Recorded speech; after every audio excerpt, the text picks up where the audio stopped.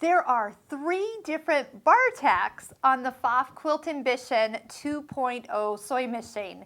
So I was playing around with the decorative one. Stitch number 45 is the one that's on screen right now. Just fun. It sews it and then it stops. This is it. So you don't get a whole row of these, but you can position that over any place that you need to reinforce or use decoratively.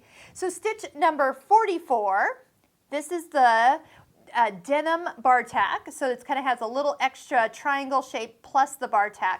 But let me show you how you actually stitch 43, just the traditional standard Bartack that you would need to reinforce an area that might be coming together, or belt loops or something of that nature. So foot number 1A is on the machine, a reduced tension, but now you see something on your screen that you have not seen before, and it's called Alt.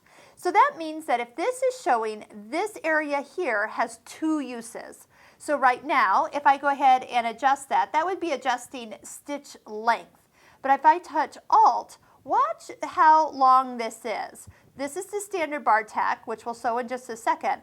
But I can actually make this twice as long, 3 times, 4 times, or up to 5 times longer than the original. So it'll just keep growing and growing, but it will still stop after, say, 4 times, or stop after 5 times, whatever you have set it for. So we'll just do the normal size, and once again, just like I was doing with these other Bartacks, all I had to do was just put the fabric in, and it knows how long to make this Bartack. So that's all pre-programmed, and that's why you can make it longer if you choose.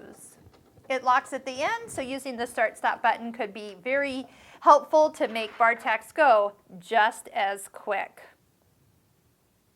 So 3 Bartacks included with this machine.